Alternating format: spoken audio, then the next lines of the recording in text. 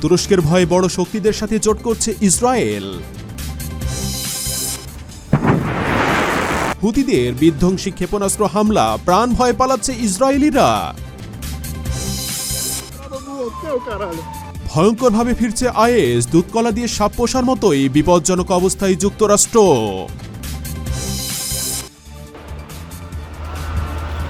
এবার ফিলিস্তিনের কঠিন প্রতিরোধ, টানা ১.৫ ঘন্টা গোলাগুলি, ধরাশায়ী হল ইসরায়েল। আসসালামু আলাইকুম, দেখছিলেন বিএসি ওয়ার্ল্ড নিউজ হেডলাইন। তুরস্কের ভয়ে বড় শক্তিদের সাথে জোট করছে ইসরায়েল। গোলান সীমান্তে তুরস্ককে চাপে রাখতে ইসরায়েলের প্রধানমন্ত্রী বেঞ্জামিন নেতানিয়াহু যেন এক বহুমুখী কৌশলের ছক কষেছেন।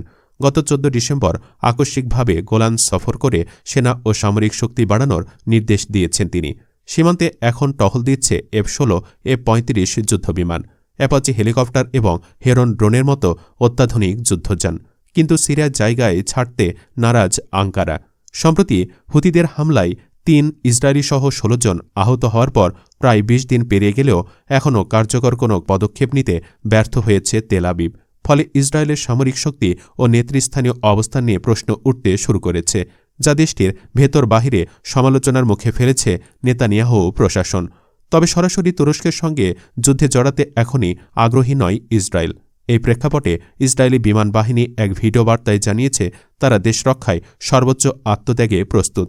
তাদের হাতে রয়েছে পর্যাপ্ত সামরিক সরঞ্জাম আর দেশপ্রেমের চেতনা আকাশছোঁয়া। ইসরায়েল কেবল সীমান্তে শক্তি প্রদর্শনে থেমে নেই, তুরস্ককে কৌশলগতভাবে দুর্বল করার জন্য কার্যকর পদক্ষেপ নিচ্ছে।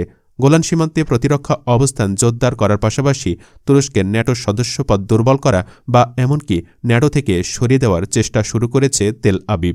ভূমধ্যসাগরে তুরস্কের ক্রমবর্ধমান প্রভাব মোকাবেলায় মিশর, গ্রিস এবং গ্রিক সাইপ্রাসের সঙ্গে চুক্তি করেছে। এই অঞ্চলে সামরিক তৎপরতা বাড়িয়েছে ইসরায়েল, আর যুক্তরাষ্ট্রের সমর্থন এখানে তাদের জন্য বাড়তি সুবিধা এনে দিয়েছে। যুক্তরাষ্ট্রের প্রেসিডেন্ট জো বাইডেন এবং সাবেক প্রেসিডেন্ট ডোনাল্ড ট্রাম্পের সঙ্গে ফোনালাপে নেতানিয়াহু ইসরায়েলের প্রতি ওয়াশিংটনের অটুট সমর্থনের কথা পুনরায় নিশ্চিত করেছেন। তুরস্ককে কাবু করতে ইসরায়েলের নতুন কৌশলগুলোর মধ্যে অন্যতম হল কুর্দি বাহিনীগুলোকে অস্ত্র সরবরাহ করা। এর ফলে তুরস্কের দক্ষিণ পূর্ব সীমান্তে অস্থিরতা সৃষ্টি করে তাদের মনোযোগ সরিয়ে রাখা সম্ভব হবে। পাশাপাশি সিরিয়া ও ইরাকের ভূমিতে গোয়েন্দা কার্যক্রম পরিচালনার মাধ্যমে একটি আঞ্চলিক জোট গঠনের লক্ষ্যে এগুচ্ছে তেল আবিব। তবে উত্তেজনার মধ্যেও আলোচনার পথ খোলা রেখেছে ইসরায়েল। এই প্রক্রিয়ায় তুরস্ক ও ইসরায়েলের মিত্র রাশিয়ার সহায়তা চেয়েছে নেতানিয়াহু প্রশাসন। রাশিয়া ইসরায়েলকে ধৈর্য ধরার পরামর্শ দিলেও যুক্তরাষ্ট্র শুরু থেকেই সতর্ক করেছে, এটি কোনো সহজ সমাধান হবে না। সামরিক প্রস্তুতি, কূটনৈতিক তৎপরতা এবং আলোচনার যৌথ প্রচেষ্টায় সংকট মোকাবেলার চেষ্টা চালিয়ে যাচ্ছে তেল আবিব। তবে এই উত্তেজনার সমাধান কোন পথে এগোবে তা নির্ভর করছে আঞ্চলিক ও আন্তর্জাতিক রাজনীতির জটিল সমীকরণের ওপর। প্রিয় দর্শক, কি ভাবছেন আপনি? নেতানিয়াহুর এমন শক্তি প্রদর্শন আর তুরস্ক বিরোধী পদক্ষেপ কি সত্যি ইসরায়েলকে ধ্বংসের মুখ থেকে রক্ষা করতে পারবে, নাকি সবটাই হম্বিতম্বি? আর তুরস্ক কি কখনোই আক্রমণ করবে না, নাকি সঠিক মুহূর্তের জন্য অপেক্ষা করছে? আপনার সাহসী মতামত আমাদের জানাতে এখনই কমেন্ট করুন। তুরস্ক ইসরায়েল দ্বন্দ্ব নিয়ে আপনার ভবিষ্যৎবাণী কি? আমরা অধীর আগ্রহে অপেক্ষা করছি আপনার মতামতের জন্য।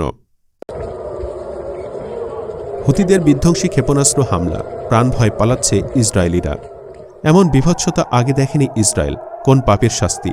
মঙ্গলবার রাতে ইসরায়েলের রাজধানী তেল আবিব সহ 4টি গুরুত্বপূর্ণ লক্ষ্যবস্তুতে প্রায় ডজনখানেক ব্যালিস্টিক ক্ষেপণাস্ত্র নিক্ষেপ করেছে হুতি সামরিক বাহিনী।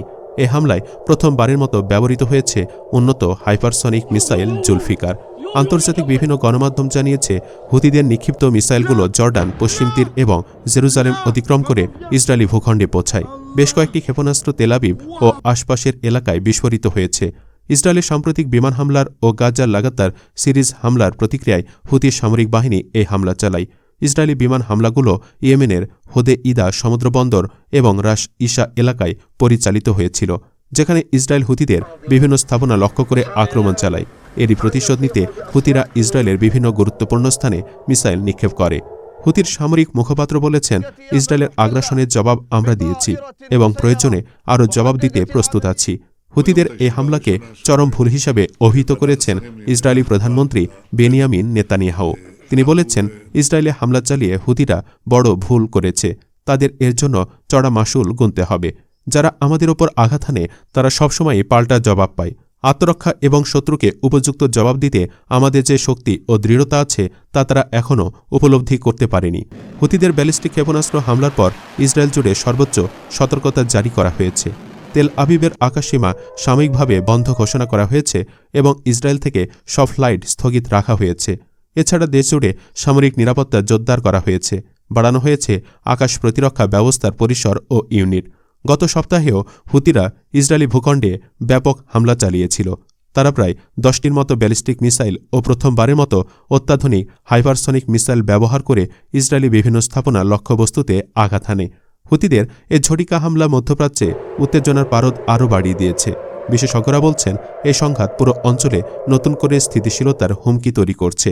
ইসরায়েলের পাল্টা প্রতিক্রিয়া এবং হুতিদের পরবর্তী পদক্ষেপ এখন আলোচনার কেন্দ্রে। বিশেষজ্ঞদের মতে হুতিদের সামরিক সক্ষমতা বৃদ্ধি এবং তাদের উচ্চতর প্রযুক্তির ব্যবহার যেমন হাইপারসনিক মিসাইল পুরো অঞ্চলের জন্য দীর্ঘমেয়াদী চ্যালেঞ্জ হয়ে দাঁড়াতে পারে। প্রিয় দর্শক, হুতিদের এ সাহসী প্রতিরোধ কি মুসলিম বিশ্বের বিজয়ের নতুন অধ্যায় শুরু করেছে? আর ইসরায়েলের অসহায় প্রতিক্রিয়া কি গাজা নির্যাতিত মানুষের প্রতি ন্যায় বিচারের বার্তা দিচ্ছে? আপনার মতে ইসরায়েলের দখল থেকে ফিলিস্তিন সম্পূর্ণ মুক্ত না হওয়া পর্যন্ত হুতিদের এমন অভিযান চালিয়ে যাওয়া উচিত কি? কমেন্টে হ্যাঁ বা না লিখে জানান আপনার শক্তিশালী মতামত। আপনার একটি মন্তব্যই ফিলিস্তিনি মুক্তির লড়াইয়ে নতুন আলো ছড়াতে পারে। সবার আগে মতামত দিন। ভয়ঙ্করভাবে ফিরছে আইএস। দুধকলা দিয়ে সাপ পোষার মতোই বিপজ্জনক অবস্থায় যুক্তরাষ্ট্র। যুদ্ধের দামামায় যখন অস্থিতিশীল মধ্যপ্রাচ্য, তখন সন্ত্রাসী গোষ্ঠী ইসলামিক স্টেট আইএসের পুনরুত্থান বিশ্ব নিরাপত্তাকে নতুন করে গভীর শঙ্কার মুখে ঠেলে দিচ্ছে। 5 বছর আগে মার্কিন নেতৃত্বাধীন সামরিক জোট ইরাক ও সিরিয়ায় আইএস নির্মূলের দাবি করেছিল, কিন্তু সম্প্রতি পরিস্থিতি এমন মোড় নিয়েছে যা সেই দাবিকে প্রশ্নবিদ্ধ করেছে। নতুন করে বিতর্ক উস্কে দিয়েছে যুক্তরাষ্ট্রে একের পর এক সন্ত্রাসী হামলা। বিশেষ করে ট্রাম্পের ক্ষমতা গ্রহণের পর ইরাক থেকে মার্কিন সেনা প্রত্যাহারের দাবিতে যখন যুক্তরাষ্ট্রে জোরালো আলোচনা চলছে, তখনই নিউ অর্লিন্স এবং ওয়াশিংটন ডিসিতে ট্রাম্প ইন্টারন্যাশনাল হোটেলে সংঘটিত নারকীয় হামলা নতুন শঙ্কা সৃষ্টি করেছে। যদিও এই হামলার সরাসরি দায় আইএস স্বীকার করেনি, তদন্তকারীরা ধারণা করছেন এগুলো আইএস দ্বারা অনুপ্রাণিত হতে পারে। সবচেয়ে উদ্বেগজনক বিষয় হল এই হামলাকারীরা ছিলেন মার্কিন সামরিক বাহিনীরই সদস্য, যারা একসময় আফগানিস্তানে আমেরিকার পক্ষে যুদ্ধ করেছিলেন। এমন ঘটনায় প্রশ্ন উঠছে কিভাবে একটি নির্মূলপ্রায় সন্ত্রাসী গোষ্ঠী আবার এতটা সংগঠিত হয়ে উঠল।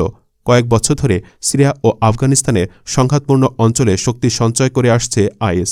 তালেবান ক্ষমতায় আসার পর তারা সুযোগ নিয়েছে তালেবানের বিমান বাহিনীর অভাবকে এবং নিজেদের শক্ত ঘাঁটি গড়ে তুলেছে। মার্কিন সেনা আফগানিস্তান ছাড়ার সময় অনেক আধুনিক অস্ত্র আইএসের হাতে চলে আসে। সিরিয়ায় আসাদ সরকারের পতনের পর তৈরি হওয়ার রাজনৈতিক শূন্যতাও আইএসের জন্য নতুন সুযোগ হিসাবে কাজ করেছে। সিরিয়া ও আফগানিস্তানের সংঘাতপূর্ণ পরিস্থিতি তাদের সংঘটিত হওয়ার পথ আরও সুগম করেছে। শুধু মধ্যপ্রাচ্যেই নয়, তারা হামলা চালিয়েছে পাকিস্তান, ইরান, এমনকি ইউরোপের দেশ রাশিয়াতেও। সর্বশেষ যুক্তরাষ্ট্রেও এই ধরনের সন্ত্রাসী হামলার ঘটনা তাদের বৈশ্বিক উচ্চ আকাঙ্ক্ষারই ইঙ্গিত দেয়। বিশ্লেষকরা মনে করছেন এই হামলাগুলোর উদ্দেশ্য ছিল বিশ্ববাসীকে তাদের পুনরুত্থানের বার্তা দেওয়া। উদ্বেগের বিষয় হল আইএস এখন আগের চেয়েও বেশ বিপজ্জনক হয়ে উঠছে।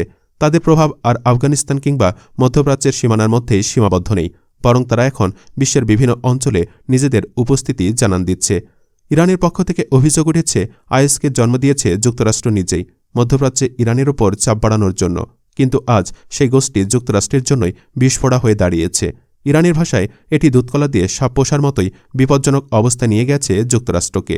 বিশ্ব রাজনীতিতে আইএসের এই পুনরুত্থান বড় ধরনের শঙ্কা তৈরি করছে, বিশেষ করে ইউক্রেন রাশিয়া যুদ্ধ এবং গাজার সংঘাত যখন বিশ্ব পরিস্থিতিকে আরও নাজুক করে তুলছে, তখন আইএস মোকাবেলা করা বৈশ্বিক পরাশক্তিগুলোর জন্য অত্যন্ত কঠিন হয়ে উঠছে।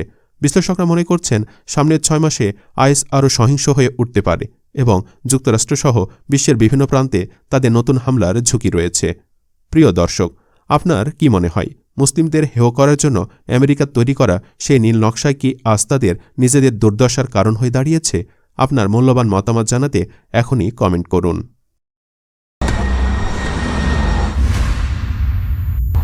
এবার ফিলিস্তিনের কঠিন প্রতিরোধ। টানা 1.5 ঘণ্টা গোলাগুলি, ধরাশায়ী হল ইসরায়েল। গাজায় আরও ভয়ঙ্কর হয়ে উঠেছে ফিলিস্তিন ইসরায়েল যুদ্ধ। গাজা উপত্যকার উত্তরের আকাশ ও জমিনে চলছে প্রাণঘাতী সংঘর্ষ। আল কাসসাম ব্রিগেডের পাল্টা আঘাতে টালমাটাল দখলদার বাহিনী। ৩ জানুয়ারির ফিলিস্তিনি যোদ্ধাদের ঘোষণায় উঠে এসেছে ভয়ঙ্কর সব অভিযানের চিত্র। রক্তের বদলে রক্ত, এ নীতিতে বিশ্বাসী ফিলিস্তিনিরা এবার গাজার উত্তরে ভয়াবহ প্রতিরোধ চালিয়েছে। তাদের দাবি, মাত্র কয়েক ঘণ্টার ব্যবধানে আইইডি ব্যবহার করে 4টি মেরকাভা ট্যাঙ্ক গুড়িয়ে দিয়েছে তারা। জাবালিয়া শহরের পূর্বে সংঘটিত এই আক্রমণ দখলদার বাহিনীর জন্য বড় ধরনের ধাক্কা। অন্যদিকে সাফা তাওয়া রাস্তায় সাওয়াজ ইএফপি দিয়ে আরও একটি ট্যাঙ্ক ধ্বংসের দাবি করেছে আল কাসসাম ব্রিগেড। যেখানে জুলুম সেখানেই প্রতিরোধ, এই বার্তায় মুজাহিদিনরা জাবালিয়ার পূর্বে চালায় নজিরবিহীন আক্রমণ। 4টি মেরকাভা ট্যাঙ্ক ধ্বংসের এই ঘটনার পর গাজার উত্তরে যুদ্ধের উত্তাপ আরও বাড়তে শুরু করেছে। প্রত্যক্ষদর্শীরা জানিয়েছেন, বিস্ফোরণের তীব্রতায় ট্যাঙ্কগুলো সম্পূর্ণ ধ্বংস হয়ে যায়। অন্যদিকে জাবালিয়ার পশ্চিমে সাফাতাওয়ার রাস্তার সাওয়াজ ইএফপি দিয়ে আরও একটি ট্যাঙ্ক ধ্বংসের কথা জানিয়েছে আল কাসসাম। বিশেষজ্ঞরা বলছেন, এই সাওয়াজ ইএফপি বোমাগুলো ইসরায়েলি বাহিনীর অভেদ্য বলে দাবিকৃত ট্যাঙ্কেরও বড় শত্রু হয়ে দাঁড়িয়েছে। যুদ্ধক্ষেত্রে শুধু জমিন নয়, এবার আকাশেও চ্যালেঞ্জ ছুড়ে দিয়েছে আল কাসসাম ব্রিগেড। গাজার কেন্দ্রে আল বুরে ইস ক্যাম্পের পূর্বে শিওনিস্ট বাহিনীর একটি অ্যাপাচি হেলিকপ্টার লক্ষ্য করে ছোড়া হয় SAM ক্ষেপণাস্ত্র। সংঘর্ষের এ নতুন ধাপে দখলদার বাহিনীর আকাশ আধিপত্য প্রশ্নবিদ্ধ হচ্ছে। রক্তের বদলে রক্ত, এ নীতিতে অটল আল কাসসাম। তাদের দাবি, 1 জানুয়ারির মধ্যরাতে নেতিভ হট উপনিবেশে Q-18 রকেটের বর্ষণ করা হয়। বেসামরিক জনগণের ওপর ইসরায়েলি গণহত্যার প্রতিক্রিয়ায় এই হামলা চালানো হয়েছে। ভিডিও ফুটেজে ধ্বংসযজ্ঞের ভয়াবহতা স্পষ্ট। গাজা থেকে আসা খবর আর ভিডিও ফুটেজের আলোকে একটি বিষয় স্পষ্ট, এই সংঘর্ষ এখন আরও ভয়াবহ রূপ নিচ্ছে। পরিস্থিতি কোন দিকে মোড় নেবে তা ভবিষ্যতই বলে দেবে। তবে দখলদারির এই আগ্রাসনের জবাবে গাজার প্রতিরোধ যে কোনোভাবেই কমছে না, সেটি পরিষ্কার। তো প্রিয় দর্শক, পবিত্র কোরআনের সূরা আল ইমরানে বলা হয়েছে, হে বিশ্বাসীগণ, যদি তোমরা আল্লাহর সাহায্য এবং শক্তি বিশ্বাস করো, তবে তোমাদের শত্রুদের বিরুদ্ধে জয়ী হওয়ার ব্যাপারে তোমরা কখনোই হারবে না। বিশ্বাসের শক্তি লোহার অস্ত্রের চেয়েও শক্তিশালী। আর গাজার জনগণ এবং তাদের সাহসী সেনাবাহিনী সেই অমূল্য এবং অদম্য শক্তিতে সজ্জিত হওয়ার ফলেই কি 14 মাসের ভয়াবহ ধ্বংসযজ্ঞের পরেও গাজায় কাঙ্ক্ষিত ফলাফল অর্জন করতে ব্যর্থ হয়েছে ইসরায়েল। এই দীর্ঘ সময়ের যুদ্ধ, গণহত্যা এবং আক্রমণের পরেও গাজার জনগণের দৃঢ় প্রত্যয় এবং আল্লাহর উপর অবিচল বিশ্বাস তাদের জয়ী করেছে। আপনার কি মতামত? কমেন্ট করে জানাতে ভুলবেন না।